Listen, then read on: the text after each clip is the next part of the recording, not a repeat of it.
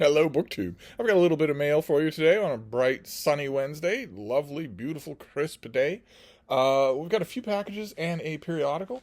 The periodical is the Martha's Vineyard Gazette, big black and white newspaper off the from the island of Martha's Vineyard, off the coast of Massachusetts. Here we have some kids at the Menemsha lifeguard station, and the reason that I get the Vineyard Gazette, I've spent so much time on the vineyard, so much time there. I have only once or twice been in any of the conspicuous super mansions that have come to dot the island, but for decades I went and tramped around the winter beaches, the hills, the woods, all the little towns, with my dogs, endlessly. I lived in endless numbers of those houses in all seasons. But that's not the reason I get the Vineyard Gazette. The reason I get the Vineyard Gazette is because I am their book reviewer. This is that little book we saw on this channel, Represent, about the broadening fight for voting rights. A bittersweet thing. A bittersweet thing to review. I kept the bittersweetness out of my review, but a bittersweet thing to review now, since I believe that in a month, just a month, barely any time at all, that in a month, you will have the ability to vote in this country. In fact, it will be compulsory, but you will only have one person to vote for, and you will be mandatory that you do that. Not that you abstain or write in somebody else, on pain of losing your mortgage, on pain of having a street blockaded, on pain of going to prison, or on pain of death. So voting, sure, there'll be Soviet-style 100% voter turnouts, but not what this book is about. This book was about extending the wild, unpredictable franchise to more and more groups of people who live here. Here's hoping I'm wrong about that. I think that's going to disappear in a month in this country after 250 years. So that's jarring. Again, I said this yesterday. It's hard to know what to do with making videos under these kinds of circumstances. I felt the same way when the Trump court here in the United States said that the president is above the law and can break the law without being subject to criminal penalties, either at the time or at any other time. You're not even allowed to collect evidence against those crimes. That is a blatantly illegal Trump court ruling. There is no precedent. There is nothing anywhere in America's legal documents or in the Constitution that even remotely allows such an exception. And as I pointed out, that was a ruling that was made for one person. That's the kind of a ruling you make for a criminal. You don't make that for a good person. You make that for a criminal. You make that knowing that someone is going to break the law. You are trying to retroactively indemnify them. And when that decision came down from a thoroughly corrupt third political branch of this government, I found it hard to make videos for a few days. This is 10 orders of magnitude different from that. That affected the president. What's going to happen in this country very, very soon is going to affect literally everyone, literally everywhere in the world, for literally the rest of time, for the rest of human civilization on this planet. What's going to happen in the next month is going to be a big, big chunk of every history book that gets written by any human being for the next 10,000 years. So it's a little difficult to make little booktube videos when that is on the horizon. But nevertheless, I kept that out of my review. I know exactly what, my editor and I at the Vineyard Gazette, we've been working together forever and ever, so I know what he wants. I know the kind of review he wants. I won't lie to do it, but fortunately I haven't had to. He hasn't put a book in front of me that I would have had to lie to praise, which is great. So that's the periodical, a little dispatch from Martha's Vineyard, which I doubt I will ever see again. I doubt I will ever set foot on the vineyard again. I know that's a weird thing to say, and I'm not talking here about the political apocalypse that is about to engulf this country. I'm just talking about being really old and not being able to travel as much anymore. Although I really shouldn't say that with complete confidence, because I'm pretty sure that David Murphy, who was my house guest just a week ago, with a rental car and a dog who's really good at traveling, I'm pretty sure that he would like to see the vineyard. And it's perfectly possible to bring dogs there. So who knows? I might. But anyway, we'll go on to the packages here. We just have 3 packages, no boxes, unfortunately. I very much doubt that today's mail haul will match yesterday's. Thanks to yesterday's mail haul was fantastic. I was going to vary things up. I wanted to reread Maisie Dobbs, for instance. I got a hardcover of Maisie Dobbs. But I ended up spending virtually the whole of my reading night last night in the Italian Renaissance, and it was wonderful. Absolutely wonderful. Those Itati volumes are so good. But I want to start off with a package that's almost insultingly thin. It's this thing. Look at that. It's tiny. And that means that it is probably a slim volume of poetry. And all that I want to say to publishers when they send me slim volumes of poetry now is tra-la-la. I want to say tra-la-la. I am not conflicted anymore about these things. I am not guilt-ridden about these things anymore because I have a poetry guy. I have a reviewer for Open Letters Review who reviews poetry, does a fine job of it. When I get slim volumes of poetry now, I put them aside until I have a critical mass. Then I package them up and mail them off. So tra-la-la. So let's see what this is. See, I could be wrong. It could be just a slim volume just in general. The absolute ironclad sovereignty of TikTok and of social media in general means that books are getting shorter. Let's see what we have here. Oh, okay. All right, well, this is a very short book. This is, 200 pages soaking wet?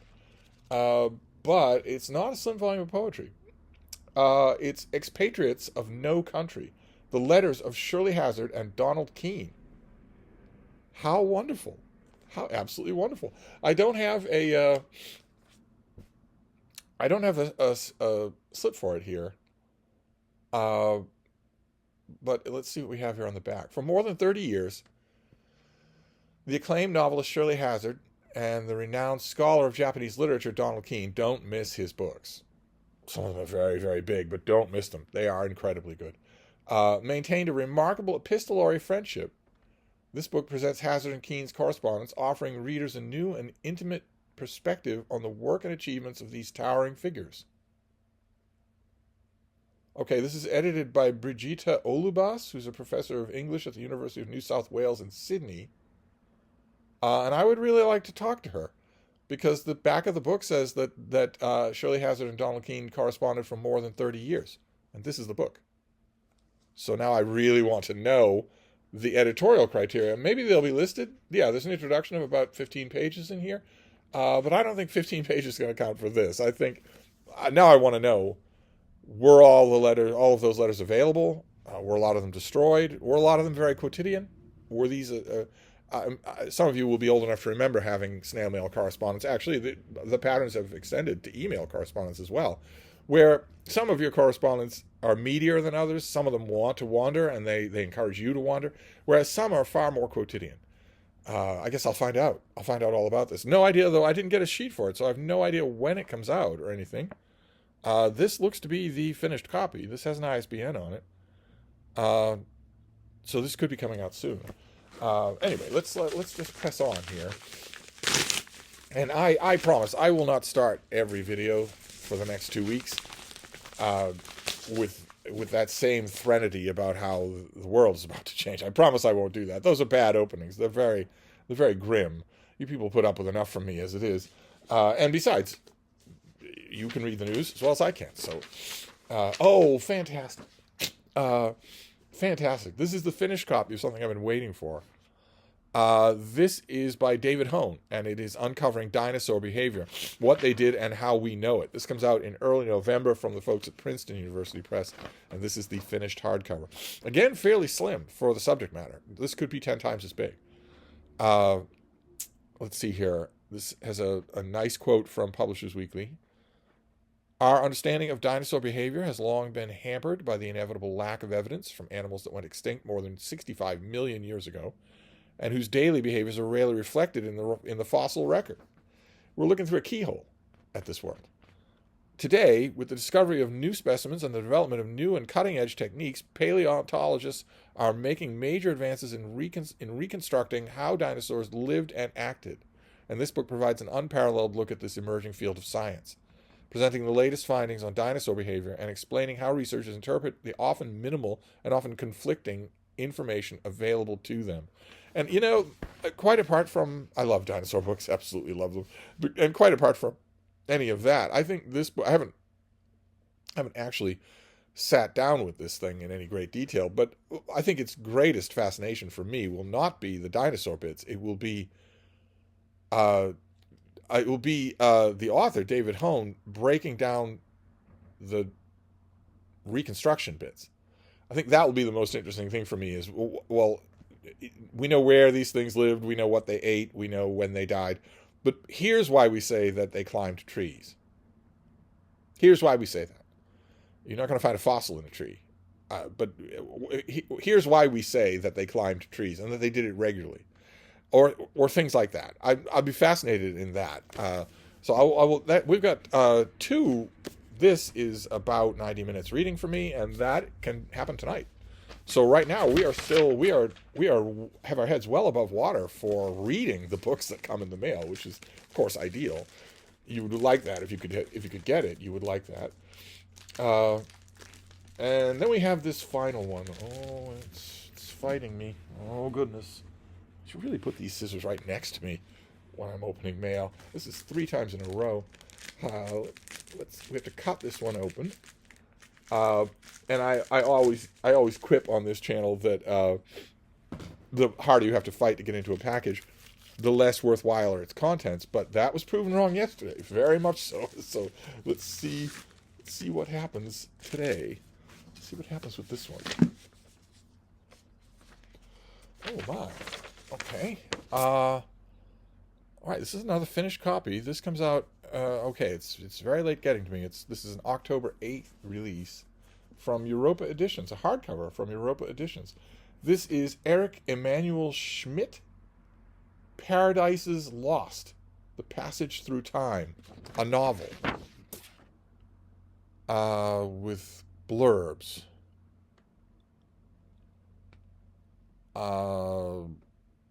Translated from the French by Stephen Rendell and Addie Leake. With blurbs from ABC Spain, French periodicals, but also the Boston Globe. Oh, they were reviewing an earlier book. Okay. All right, so let's see what this is about. Nome is a young man when the flood wreaks havoc on the world, destroying the peaceful lakeside village he called home, and turning his whole life upside down. Flood with a capital F. Destined to live forever as an immortal, Nome travels through the centuries in search of the meaning of life and the events which shaped who we have become today. This book is the first installment in the author's monumental project of recounting the history of humanity, the fruits of more than 30 years of research. The first in a series, and in the form of a stylistic novel much like Yuval Noah Harari crossed with Alexandre Dumas, the author combines his scientific, religious, and philosophical research to propel readers from one world to another, from prehistory to today. Okay, the pub sheet is wrong. Which is not often. That doesn't often happen. Usually, the publicist will be very careful when they're writing their pub sheet not to put things that are false in it. But this book has nothing to do with history, because it starts with the Great Flood, with the flood of Noah, which is not a historical event. It's an event of obvious mythology. It did not happen. So and it's capitalized here. So I'm assuming. I wonder if it's immediately obvious to tell.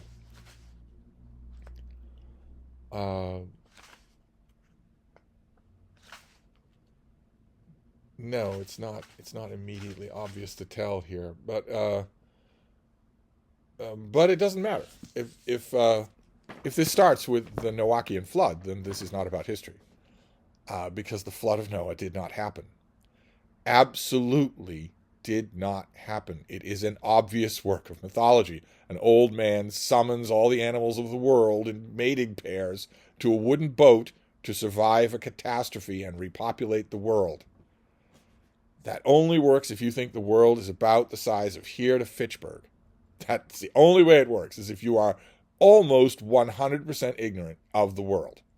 And that's exactly what the people who wrote that myth were. They were almost 100% ignorant of the world, of what it was like. They had no idea about the teeming jungles of South America, much less the millions of years of fossils of animals that lived there millions of years ago. No idea about the animals that live in the ocean. No idea about the gigantic pelagic species that live in the ocean but breathe air. No idea about the poles of the planet, nothing like that. They had no conception that such things were even true, could possibly exist. They wrote a fable about an old man who summons the animals of the world to board on a wooden boat, 2 by 2. And why? Well, not because of a peaceful village. The author, Gnome, could not possibly have been living in a peaceful village. The mythology that tells this story says that the reason that was done is because the whole world, except for one family, was wicked. And that the creator of the world decided, well, who knew? I should have known. I'm all-knowing, but I didn't know. And I couldn't prevent it. I couldn't foresee it. And I can't fix it either. I'm looking at the world, and it is all evil and corrupt, aside from this one family. And with a single thought, I could change that. Not by killing millions of innocent animals, but simply by making it not true. I could make it retroactively not true. I could make it, with a single thought, I could make it that they never had turned evil. I could make it that there was no capacity in them for evil. But even if the capacity were there, I could certainly change it now. I could make millions of copies of myself, incarnate all of those copies as a kindly old carpenter with a beard and an apron, have a long sit-down talk with each of those individual people. I could make it so that time dilates for each one of them, so that those talks last as long as they need to. Some wayward teenagers only need that bearded old man to talk to them for a half an hour about how they're really screwing up their lives before they suddenly realize, you're right, I'll do better. Some people, more confirmed in a lifetime of bad choices, might need to meet that old man for an hour a day for a year. All-powerful deity, you could say, all right, well, you're going to meet this old man for an hour a day for a year, but it's only going to be a minute that passes for everyone else. I'm going to dilate time for the people who need it, so that all the results are going to come in the same time, and the results are all going to be the same, which is that the world isn't wicked anymore. That's not changing free will. That's just learning by example, but teaching by example. But no, that doesn't happen. Instead, it's one family we are told, universally exemplary good.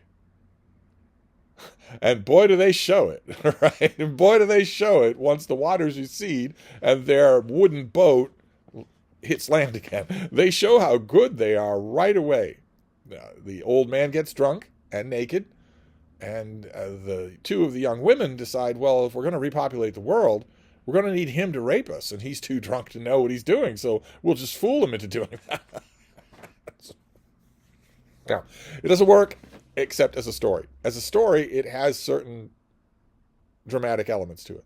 Those dramatic elements are a lot better done in the older works of literature from which the Noah story was stolen, but some of them still echo in the Noah story.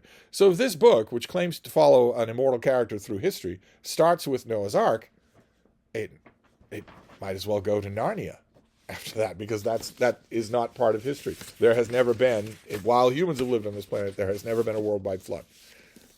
That's known beyond a shadow of a doubt. That there is no chance that happened. So I don't know what I'll do with this author. I don't know what kind of trouble he'll make for me. The date is past, so all three of these, really, we have Paradise is Lost, we have Uncovering Dinosaur Behavior, a real unconscious juxtaposition there, and we have Expatriates of No Country, a letter collection, but a small letter collection. I'm not used to letters collection being small.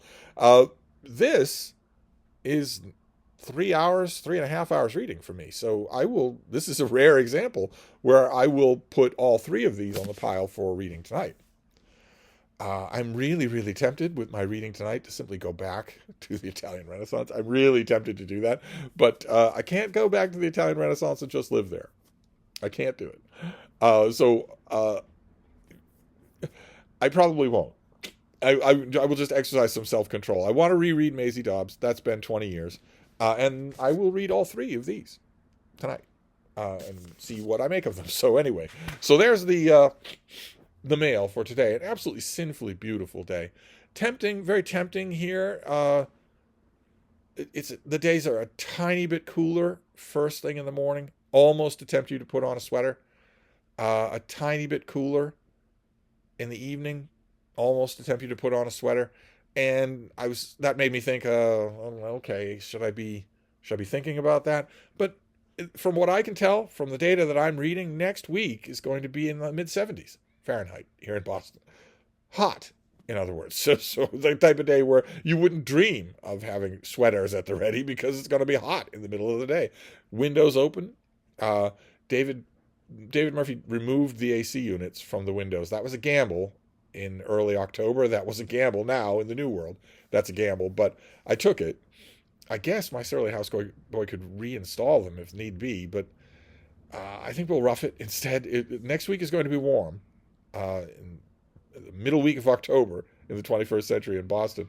But it'll be fine for dog walks, which is great. It's just a little tempting nowadays because nowadays this last week, first thing in the morning is a little cool, where you feel a little bit awkward walking around in your shirt sleeves.